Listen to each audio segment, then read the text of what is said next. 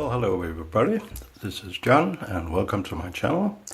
Today we're gonna have a look at an old knife. I think there are some reviews out there of this in advance. It is, as I said, an old knife, but still you haven't had my take on it. It is a Spyderco Tenacious.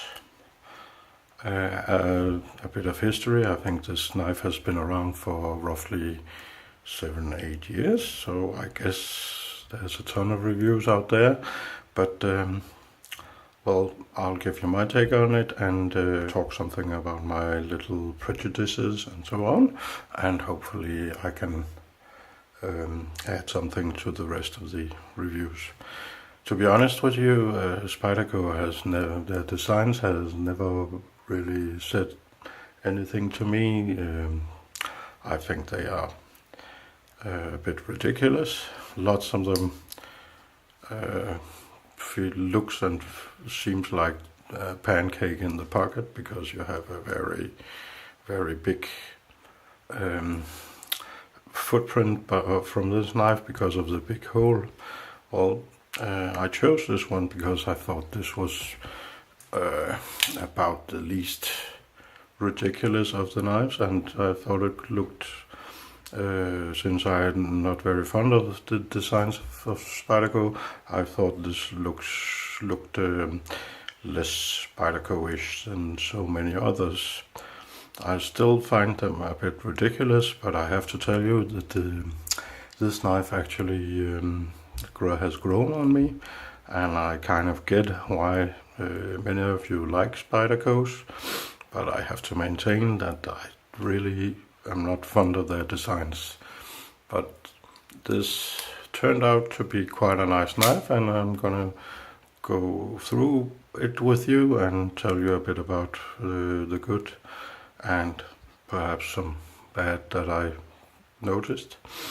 As you remember, I am a light user, which means that some things you might not consider very important. I emphasize the action because I like to fidget a lot with my knives, but I know that for you bushcrafty people out there, that might not be much of an issue, since you open the knife and you use it and you close it again. But without further ado, let's go to the presentation of this knife. If we start at the blade, we have a flat grind with a Spyderco logo, and of course this very dominant hole, sort of a drop point shape, very typical Spyderco, at least what I've seen from images. We have a Spyderco logo here, and I think if I can make it focus, we can see that it's a Spyderco, and it says the metal, which is HCR13 MOE. Not the best steel, not the worst either. And on the back side, just a little hint, I don't know if you can see it here, just a little hint in the corner of the knife that says China. So this must be one of their China-made knives, and it is of course one of their cheaper ones, which is why I bought it. I wanted to try the Spydercos without spending a fortune, since I really have no idea if I would had no idea if I would like them or not. Back to the blade. We have the blade here. A bit strange that on top of the hole it is rounded off, and in the bottom here of the hole it is quite sharp, which can eat a little bit away at your finger if you fidget a lot with it.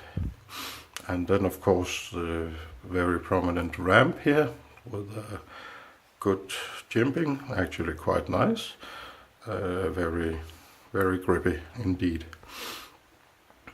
If we look at the handle, yeah, well, it's G10 and it's a handle. We have a little pivot here, and as we notice, 3 holes for the pocket clip, both tip up, tip down, and I guess you by now realize that this is of course ambidextrous and tip up, tip down, all four sides. Oh, sorry, all sides. So for left-handed people, this is, I guess, a very good knife for ambidextrous. We have a lanyard hole here, and of course three spacers with screws. The ordinary pocket clip. I would actually like to try the wire clip that they have on some knives, but that's not present here, so I guess I'll have to make do with this one, and it is quite okay. Not very deep carry, as you can see, which gives me a little bit of a problem in my country, since carrying knives are not that popular here.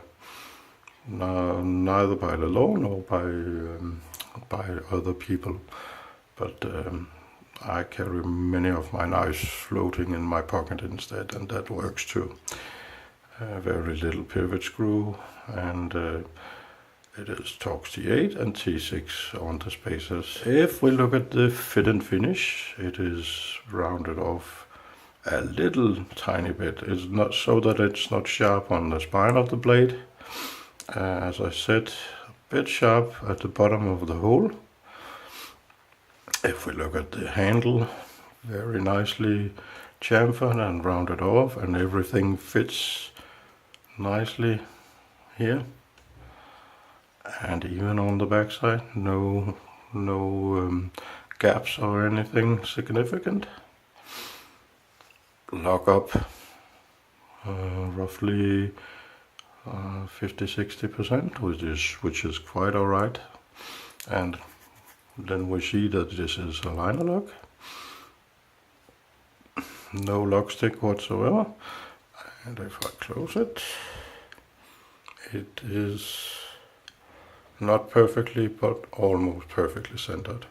And I won't fault Spyderco for this. I have taken it apart just to lubricate it a bit, as I do with all my knives. Out of the box, if you watch my unboxing video, this knife was not that smooth. A bit of I took it apart, and a bit of lubrication didn't help much, but it broke in while I flicked it and played a little bit with it, and I kind of got used to the Spidey hole, so now I can both Spidey flick and ordinary thumb flick most of the time, and it has smoothened up quite a lot, quite almost to the point where it drops.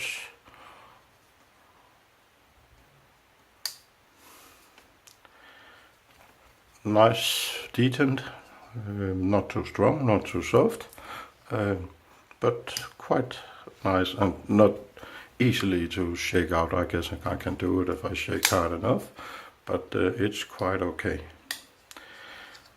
So, what are my feelings about this knife?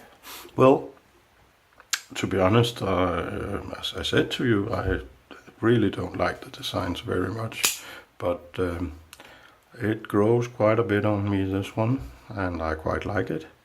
So I can just tell you I won't be buying tons of Spyderco knives from now on. I'm not that convinced or won over by it, but I definitely like it. And as a functional tool, it is just as good as many of my other knives. And I guess that must be the most important thing. Just give it a... you can see the cloth even was torn a bit. As a functional tool, it is quite nice, and I have even used it for some slicing. And of course the flat round, rather thin blade makes it a pleasure to do vegetables and other things. And you can, if we go to economics, I can hold it like this to carve out vegetables. Has reasonably okay ergonomics.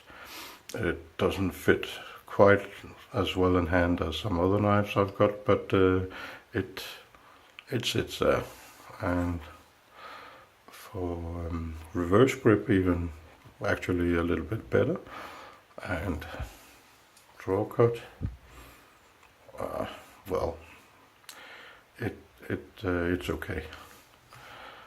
What I don't like is no sharpening choil. The edge goes right up to the corner of the handle. Makes it a bit difficult to sharpen all the way through. Not a big deal, but I've mentioned it for you. In conclusion, that I quite like this knife. Minor issues out of the box, a bit stiff, but really, as it broke in, it became so much better. And I have to tell you that I think I'm a bit more positive towards Spydercos than I used to be, but still, I'm not a fan of some of their designs, especially the ones with very big holes and the ones that almost looks like a pancake in your pocket. But more positive than before, I have to admit. With this, I'd like to wish you a nice day, evening, whatever it is in your country. Bye bye.